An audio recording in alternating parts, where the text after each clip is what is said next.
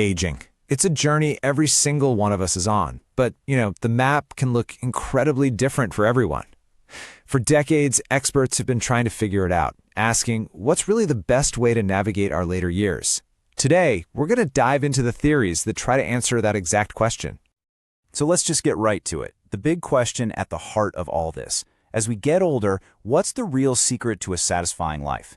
Is it all about staying as busy as you possibly can? Or is there some wisdom in actually stepping back? This is the fundamental tension we're going to unpack. All right, so let's rewind the clock a bit. Back to the 1960s. This is where our story begins, with a huge debate that basically set the stage for everything that followed. It was a real clash between two completely opposite ideas about how we should approach getting older. And here they are, side by side. On one side, you've got activity theory, which says the key is to stay active, stay engaged, keep going. But on the other side, you have disengagement theory, which argues that aging well is actually about this natural, mutual withdrawal from society. Two totally different philosophies. So first up is activity theory. This one from Robert Havighurst is probably what a lot of us think of instinctively. Stay busy, stay happy. The idea here is that to feel good about yourself and your life, you need to stay active. So when you retire or your kids move out, you've got to find substitutes to fill those roles. Like volunteering, joining a club, maybe finally learning that new skill you've always thought about. But then, talk about a 180. Just a year later, Cumming and Henry came out with the complete opposite idea. Disengagement theory says that pulling back isn't some kind of failure. It's actually a natural and, necessary process. The individual withdraws, and society kind of withdraws in return. This is supposed to allow for a smooth handover of roles to the next generation, which they saw as crucial for keeping society stable. It's a functional view, but you can imagine it's pretty controversial today, with critics saying it can be used to justify ageism. Now, as you can probably guess, this all-or-nothing, black-and-white debate felt way too simple for a lot of people. So newer theories started to pop up, looking for a more nuanced answer. Maybe it's not about the quantity of your activity, but the quality and the consistency. And this leads to a really powerful question. What if the real key to aging well isn't some dramatic change in your lifestyle at all? What if it's about continuing the essence of who you are, just, in a new context?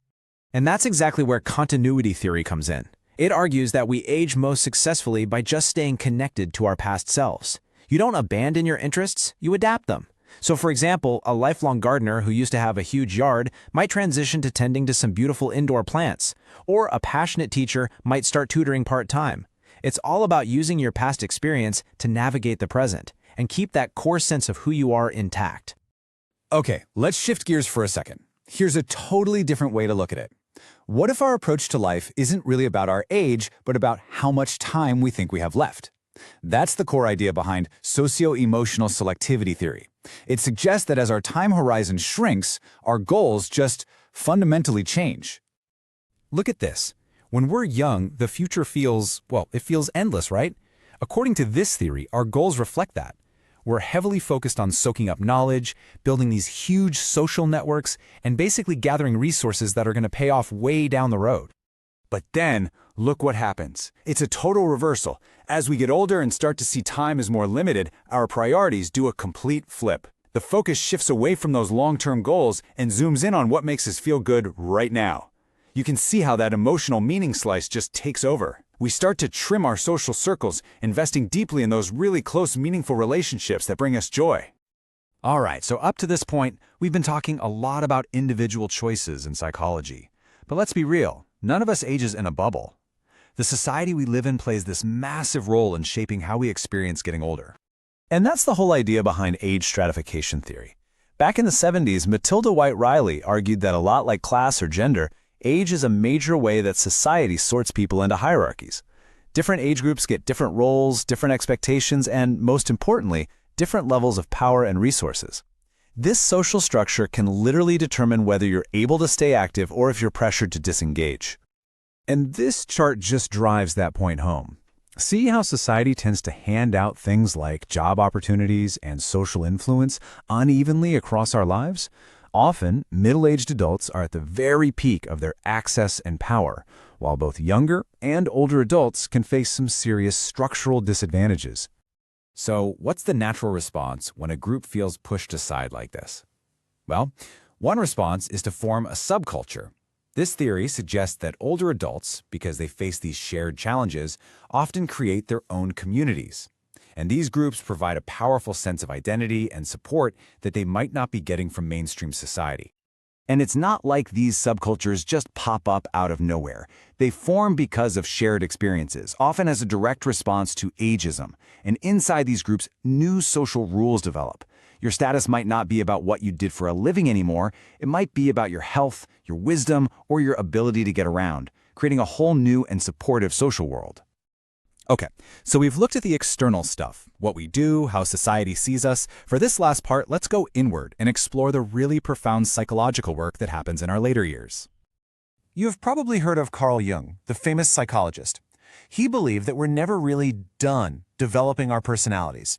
He saw later life as this critical time for introspection, a chance to really reflect on your life, your beliefs, your accomplishments. For Jung, aging well meant integrating all of those experiences, making peace with your past, and learning to adapt. And Erik Erikson, wow, he really put this inner journey into perspective with his final stage of personality development. He called it ego integrity versus despair. And it really is a balancing act. Can you look back on your life and feel a sense of wholeness, of meaning, of acceptance? That's integrity. The flip side is despair, that nagging feeling of regret, that your life was misspent and time has run out. So, after all that, from staying busy to pulling back, from societal pressures to that deep inner journey, what's the big takeaway? The most crucial point is this: none of these theories are rules you have to follow. Think of them more like different lenses, powerful tools we can use to better understand this complex, diverse, and deeply personal process of aging.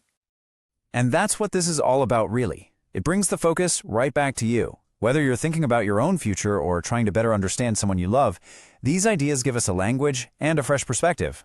So, the final question is a personal one. Now that you know these theories, how will you choose to write your next chapter?